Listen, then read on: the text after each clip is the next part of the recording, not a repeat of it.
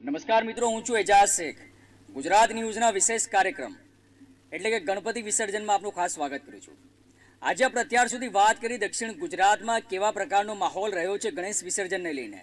દર વર્ષે જે માહોલ રહેતો હતો, પરંતુ આ વર્ષે કોરોના ગાઈડલાઇનની સાથોસાથ સરકારશ્રીની એસઓપી સાથે ગણેશ ભક્તો દ્વારા અને ખાસ કરીને સુરતી લાલાઓ દ્વારા શ્રીજીને ભાવભીની વિદાય સવારથી લઈ અત્યાર સુધી આપવામાં આવી રહી છે.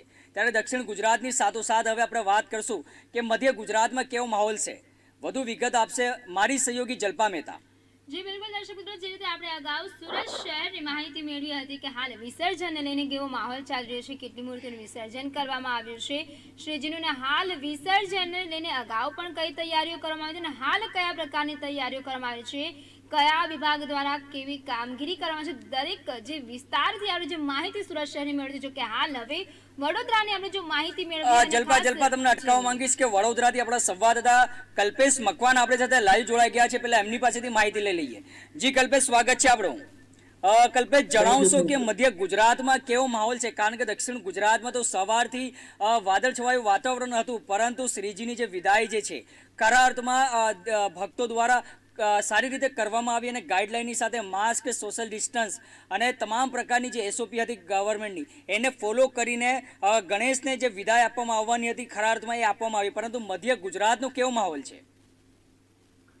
જી એજાજ, આપને જણાવ્યું કે મધ્ય ગુજરાતની સમયમાં ગણેશ છે અને આજે વસ્તી રહે છે. સવારે મધ્ય ગુજરાતમાં ધીધારે અને છૂટોછવાયો વરસાદ વરસ્યા બાદ હાલ વાતાવરણ ખુલ્લું થયું છે, પરંતુ જે વિસર્જનની પ્રક્રિયા છે વહેલી સવારથી જ હાથ ધરવામાં આવી છે.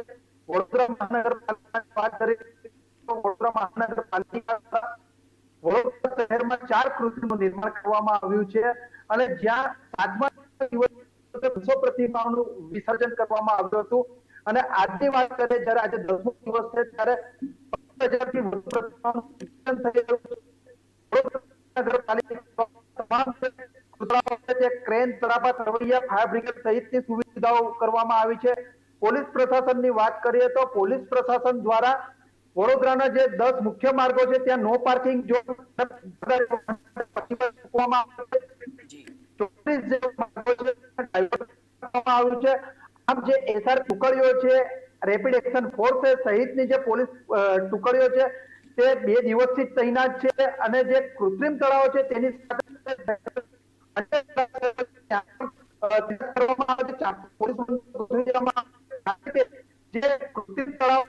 વિસર્જન કરવા માટે અપીલ કરવામાં આવી છે અને અન્ય તળાવ, જે જળાશયો, નદી નાળા, નહેર, ત્યાં વિસર્જન પર પ્રતિબંધ છે. માટે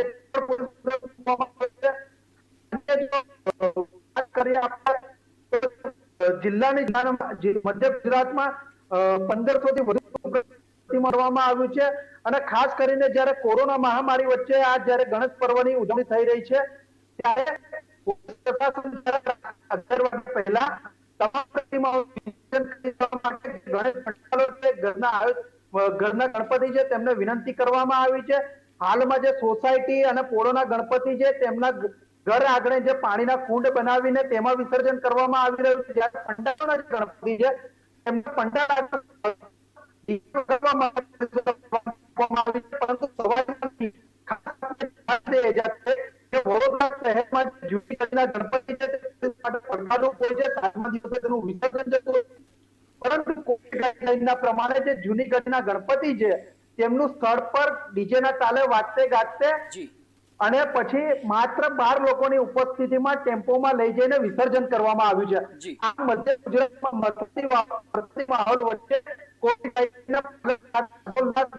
કરવામાં આવી રહી છે અને આજે સવારથી ફટાકડા ફોડીને ઢોલ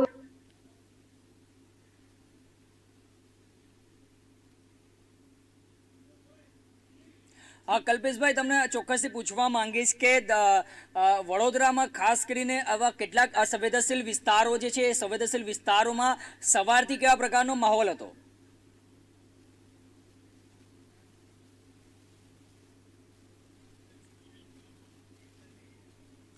જી બિલકુલ ચોક્કસથી એજાજ. હાલ જે રીતે વડોદરાની આપણે વાત કરી રહ્યા છીએ કે સુરત શહેરમાં જે રીતે શાંતિપૂર્ણ માહોલમાં જે રીતે વિસર્જન થઈ રહ્યું હતું, હાલ જે રીતે એ જ રીતે વડોદરામાં પણ વિસર્જન થયું. જો કે વડોદરામાં અને સુરતના નિયમોમાં એક અમુક ટકા ફેરફાર દેખાયો છે કે જે રીતે વડોદરાની જો ખાસ વાત કરીએ તો વડોદરાની અંદર જે છે તે વિસર્જન દરમિયાન 12 જ વ્યક્તિની પરમિશન છે કે એક જ પ્રતિમા સાથે જે કોઈ આયોજકો હોય એમાંથી 12 વ્યક્તિઓ જે છે તે વિસર્જન માટે જઈ શકે છે.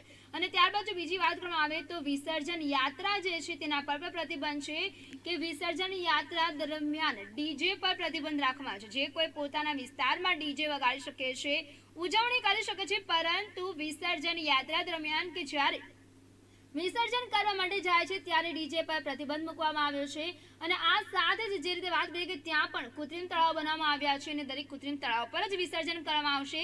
જે કોઈ નદી નાળા કે તળાવો છે ત્યાં પર વિસર્જન પર ત્યાં પણ પ્રતિબંધ મૂકવામાં આવ્યો છે. અને ચોક્કસથી કહી શકાય કે હાલ જે રીતે સુરતની જનતામાં જાગૃતતા છે એવી જાગૃતતા વડોદરાની જનતામાં પણ દેખાઈ રહી છે કે જે રીતે કૃત્રિમ તળાવમાં લોકો વિસર્જન કરવા માટે જઈ રહ્યા છે કે અત્યાર સુધીમાં 5000થી પણ વધુ જે છે તે મૂર્તિઓનું વિસર્જન થઈ ચૂક્યું છે. જી જલપા, ફરીથી આપણા સાથે કલ્પેશ મકવાના જોડાઈ ચૂક્યા છે, એમની પાસેથી વધુ વિગત લઈએ. કલ્પેશ, વડોદરાના કેટલાક એવા વિસ્તારો જે છે જે અતિ સંવેદનશીલ વિસ્તારો પણ ગણવામાં આવે છે, પરંતુ આજે જે ગણેશ વિસર્જન ચાલી રહ્યું છે તેને લઈને એવા વિસ્તારોમાં કેવા પ્રકારની પોલીસ બંદોબસ્ત મૂકવામાં આવ્યો છે અને ત્યાંનો માહોલ અત્યારે કેવો છે? જી આપને જણાવી દઈએ અને મેં જલ્પા બેનનું પણ ધ્યાન દોરવા માંગીશ કે આજના દિવસે વડોદરા શહેરમાં 5500 પ્રતિમાનું વિસર્જન થયું છે. અત્યારે 12 વાગ્યા સુધીમાં 15000 થી વધુ પ્રતિમાઓનું વડોદરા સહિત મધ્ય ગુજરાતમાં વિસર્જન કરવામાં આવ્યું છે. અને વડોદરા શહેરના સંવેદનશીલ વિસ્તારોની વાત કરીએ તો વડોદરા શહેરના જે સંવેદનશીલ રાત્રિના સમયે લાઇટ ના જાય તે માટે ફ્લડ લાઇટિંગનું પણ આયોજન કરવામાં આવ્યું છે. બેટી દ્વારા સંચાલિત લાઇટો છે તાત્કાલિક ધોરણે પોલીસ પ્રશાસન ચાલુ કરશે. અને જે ટેરેસ છે ટેરેસ પર પોલીસ બંદોબસ્ત ચાંપતો ગોઠવી દેવામાં આવ્યો છે. ડ્રોન વડે સતત પોલીસ નિગરાણી કરી રહ્યું છે. ખાસ આપને જણાવીએ કે 8000 થી વધુ જવાનો હાલ આ સંવેદનશીલ વિસ્તારમાં કરવામાં આવ્યા છે. વડોદરા સહિત મધ્ય ગુજરાતમાં શાંતિપૂર્ણ વિસર્જન થઈ રહ્યું છે. જી કલ્પેશ, જે હિસાબે પોલીસ બંદોબસ્તની વાત કરીએ તો પોલીસ બંદોબસ્ત સવારથી ગોઠવી દેવામાં આવ્યું છે, તો એવા કોઈ ઘટના સામે આવી કે દર વર્ષે કોઈ ઘટના બનતી હોય છે, આની બનાવ બનતો હોય છે, પરંતુ આ વખતે સવારથી એવી કોઈ ઘટના અથવા પોલીસ સાથે પબ્લિકનું કોઈ ઘર્ષણ સર્જાવું એવી કોઈ ઘટના સવારથી સામે આવી કે નહીં? જી આપને જણાવી કે 2 વર્ષ અગાઉ શ્રીજીની પ્રતિમાના વિસર્જન દરમિયાન 4 દરવાજા વચ્ચે પથ્થરમારાની ઘટના ઘટી હતી. ત્યારબાદ ગયા વર્ષે ઘરમાં વિસર્જન કરવાનું હતું એટલે એવી કોઈ ઘટના ઘટી નથી. પરંતુ તે અગાઉ રામદેવપીરની પાલના જે બાળકો મંડળ જે વિસર્જન દરમિયાન જે હરણી તળાવે લઈ જતા હતા વિસર્જન માટે, તે દરમિયાન પોલીસ સાથે ઘર્ષણ સર્જાયું હતું.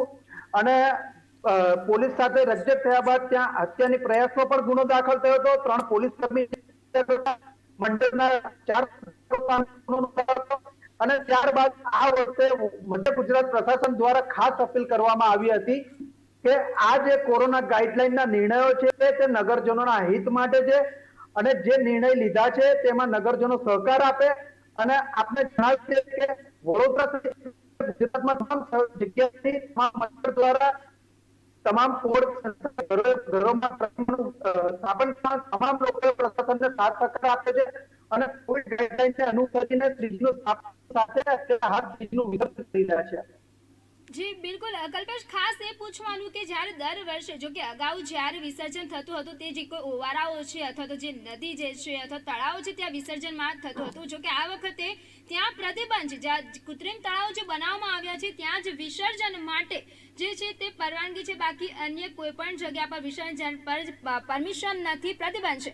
તો આના વચ્ચે જે છે તે કોઈ એવો બનાવ સામે આવ્યો છે કે ઓવારા પર પ્રતિબંધ હોય અને છતાં પણ ત્યાં કોઈ વિસર્જન માટે ગયું હોય?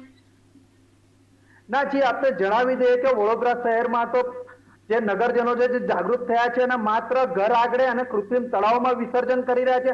હા, ક્યાંક જે જિલ્લાની વાત કરીએ તો નદી નહેરમાં વિસર્જન કરતા હોય એ વસ્તુ અલગ છે, છૂટો છવાયો. કારણ કે પોલીસ પ્રશાસનનું પણ એક એ છે કે તમામ સ્થળે આટલી મોટી સંખ્યામાં જો પબ્લિક વિસર્જન કરતી હોય તો નિયમોનું ચુસ્તપણે પાલન કરવામાં ક્યાંક ને ક્યાંક કચાશ રહી શકે છે અને ક્યાંક કોઈક જગ્યાએ આ ઘટના ઘટી હોય તો એ સ્વાભાવિક છે કે રહેવાનું છે.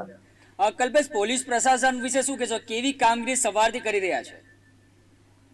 જે વાત કરીએ તો પોલીસ પ્રશાસન છેલ્લા 2 દિવસથી વડોદરા શહેરના જે જળાશયો છે ત્યાં બંદોબસ્ત ગોઠવી દીધો છે અને આપને જણાવી દઈએ કે અરવલ્લીથી જે હોમગાર્ડની એક ટુકડી આવી હતી તેમાં એક 40 વર્ષીય જે હોમગાર્ડ જવાન છે તેમનું ગઈકાલે મોડી રાત્રે નિધન થયું છે બંદોબસ્ત દરમિયાન. હાલ આપણી પાસે વધુ માહિતી નથી, પરંતુ પોલીસ બંદોબસ્ત દરમિયાન એક હોમગાર્ડ જવાનનું પણ નિધન થયું છે. જી બિલકુલ, અને ખાસ એ વાત કે જ્યારે આ ગઈ વર્ષે તો આપણે પ્રતિબંધ હતો એટલા માટે કોઈ તહેવારો ઉજવાયા ન હતા કોરોનાને લઈને. જો કે આ વખતે પરમિશન આપવામાં આવી છે, થોડીક છૂટછાટ આપવામાં આવી છે, નાના વચ્ચે જે તહેવારોની ઉજવણી થઈ રહી છે ત્યારે આ વખતે જે પરમિશન આપવામાં આવી હતી કે જે કોઈ ગણેશજીની મૂર્તિની સ્થાપના કરે છે તેમાં વધુમાં વધુ 4 ફૂટની જ હોવી જોઈએ, એનાથી વધુ ના હોવી જોઈએ. કે હાલ આ વચ્ચે જ્યારે વડોદરામાં કોઈ એવી મૂર્તિ પ્રસ્થાપિત કરવામાં આવી છે કે જે નિયમ બહાર હોય અને એમની ઊંચાઈ વધારે હોય એવું કંઈ અથવા તો પીઓપીની હોય એવું કંઈ?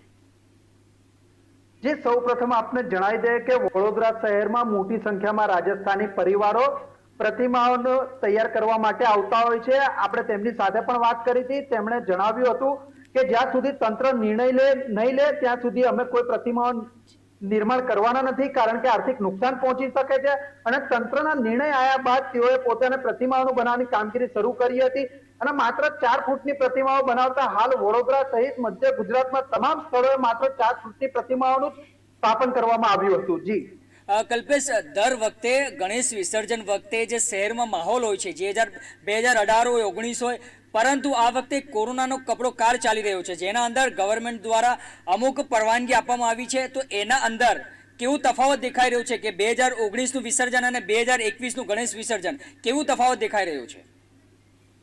2019ની વાત કરીએ તો પરિસ્થિતિ ખૂબ જ ખરાબ હતી. કોરોનાએ ભારે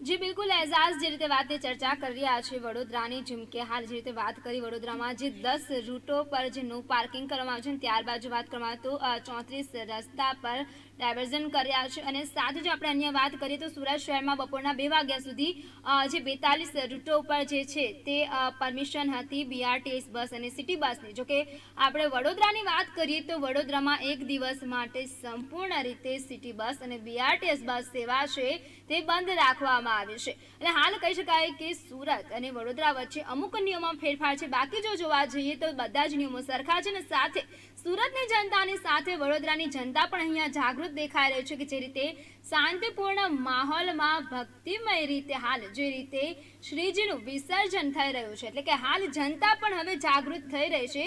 કોરોના આવ્યા બાદ લોકોને પણ સમજાયું છે કે પર્યાવરણની જાળવણી કરવી ખૂબ જ જરૂરી છે.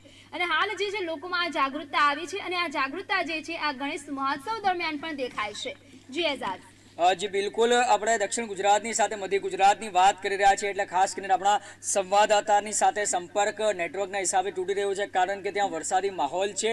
એટલે કહી શકાય કે વડોદરાની અંદર પણ શાંતિપૂર્ણ માહોલમાં ગણેશ વિસર્જનની પ્રક્રિયા ચાલી રહી છે.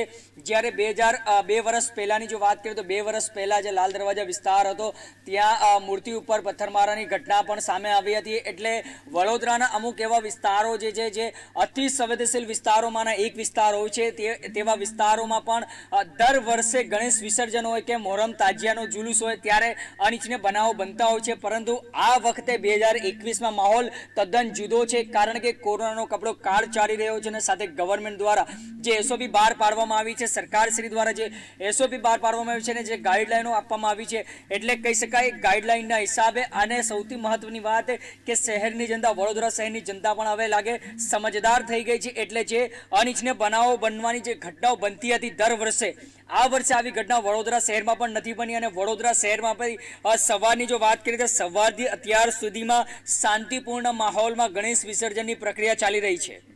જી બિલકુલ, હાલ જે રીતે વાત કરી રહ્યા છે તો કૃત્રિમ તળાવની અંદર જે છે તે 5000થી પણ વધુ જે કૃત્રિમ તળાવો છે, મૂર્તિઓનું જે વિસર્જન થયું છે કૃત્રિમ તળાવોમાં.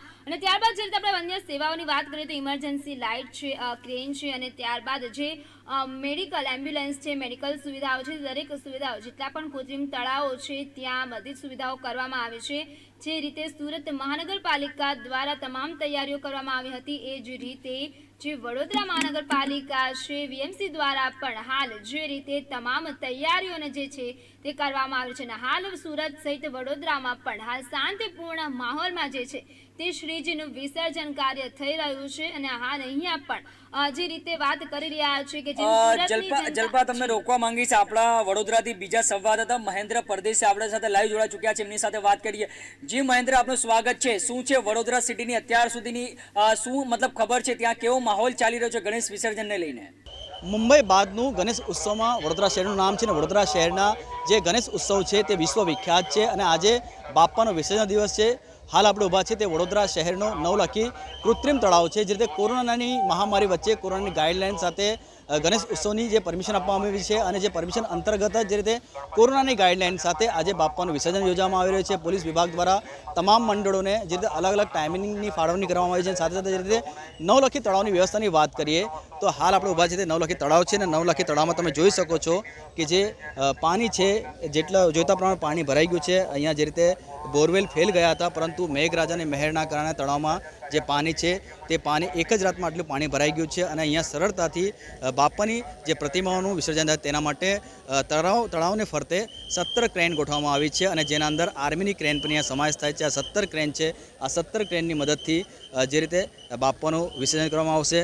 સવારની વાત કરીએ તો સવારે એકાએક મેઘરાજાએ ધોધમાર બેટિંગ કરી હતી, અને જાણે બાપાના આગમનને લઈને મેઘરાજાએ તમામ જે રાજમાર્ગો છે તે ધોયા હોય અને શુદ્ધ કર્યા તેવું લાગી રહ્યું છે.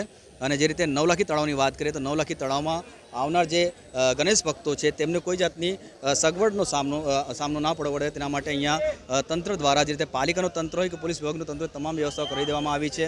અહીંયા આવનાર જે ગણેશ ભક્તો છે તેમના માટે આવવાનો એક રસ્તો અલગ બનાવવામાં આવ્યો છે, અને ત્યારબાદ જે વિસર્જન થશે ત્યારબાદ જવાનો જે રસ્તો છે તે રસ્તો અલગ કરવામાં આવે છે, જેથી અહીંયા ભાડભીડ ના થાય અને કોરોનાની ગાઈડલાઇન સાથે સોશિયલ ડિસ્ટન્સ સાથે બાપાનું વિસર્જન થાય. અને સાથે સાથે એક મહત્ત્વની જાહેરાત આજે સવારે થઈ છે.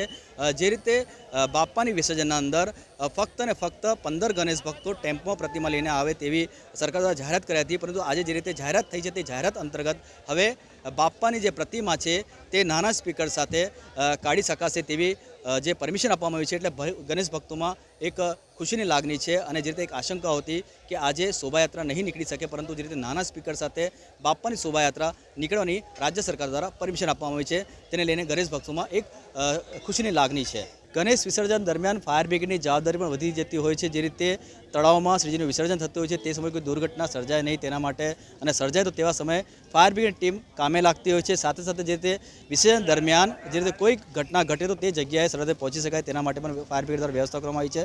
વાત કરીશું ફાયર બ્રિગેડના અધિકારી અમિત ચૌધરી સાથે, તેમનું શું કહેવું છે. અમિત, શું કહેશું, જે રીતે ફાયર બ્રિગેડના માથે પણ જવાબદારી વધી જતી હોય છે વિસર્જન દરમિયાન, કઈ રીતની વ્યવસ્થાઓ છે?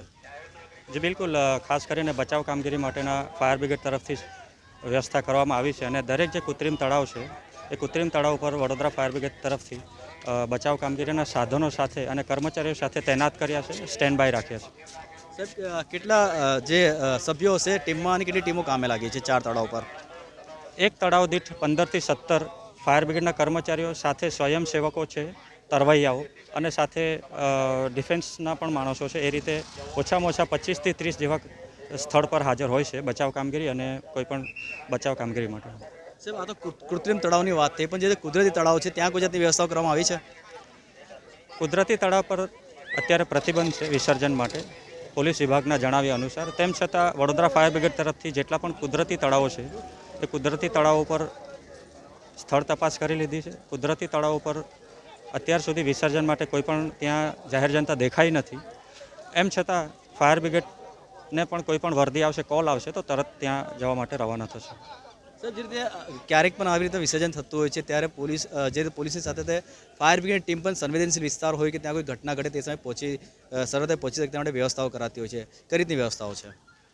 જી બિલકુલ, શહેરની અંદર પણ સ્ટેન્ડ બાય બંદોબસ્ત રાખ્યા છે. જે સેન્સિટિવ એરિયા હોય, ખાસ જ્યાં આગ અકસ્માત બચાવ કામગીરીની જરૂર પડી શકતી હોય એવી જગ્યાઓ પર રાખ્યા છે. ન્યાય મંદિર, માંડવી, ગેન્ડી ગેટ એવા સેન્સિટિવ એરિયાઓમાં આપણે સ્ટેન્ડ બાય બંદોબસ્ત રાખ્યા છે. સર જે રીતે ગણેશ વિસર્જન થઈ રહ્યું છે, લોકો રોડ પર નીકળશે ને તેવા સમયે ફાયર બ્રિગેડની ગાડી કોઈ ઘટના ઘટે તે સ્થળે પહોંચવા માટે મુશ્કેલી પડતી હોય છે, જે ભીડ છે તેને ક્રોસ કરીને જવા માટે એના માટે કોઈ વ્યવસ્થાઓ કરી છે? અલગથી શહેરની બહાર કંઈ વ્યવસ્થા ઊભી કરાઈ હોય? જે બિલકુલ શહેરની બહાર વ્યવસ્થા કરી જ છે અને સાથે સાથે પોલીસ સાથે આપસમાં સંકલન થઈને રસ્તાઓ માટે સ્પષ્ટતા કરી દીધી છે, જેથી કરીને ઇમરજન્સીમાં ગાડીઓ સરળતાથી પહોંચી શકે એ રીતે પોલીસ બંદોબસ્ત હેઠળ ફાયર બ્રિગેડની ગાડીઓને સહકાર મળશે એવી રીતે સંકલન ચર્ચા થઈ ચૂકી છે. ચોક્કસપણે આ હતા અમિત ચૌધરી, જેમણે સારી માહિતી આપી છે. કુદરતી તળાવ હોય કે કૃત્રિમ તળાવ હોય, સંવેદનશીલ વિસ્તાર હોય કે પછી કોઈ જગ્યાએ કોઈ ઘટના ઘટે તેવા સમયે ફાયર બ્રિગેડની ટીમ સરળતાથી પહોંચી શકે તેના માટે ફાયર બ્રિગેડ ટીમ દ્વારા પૂરતી વ્યવસ્થાઓ કરવામાં આવી છે. કેમેરામેન અલ્પેશ મારવાડી સાથે મહેન્દ્ર પરદેશી, વડોદરા.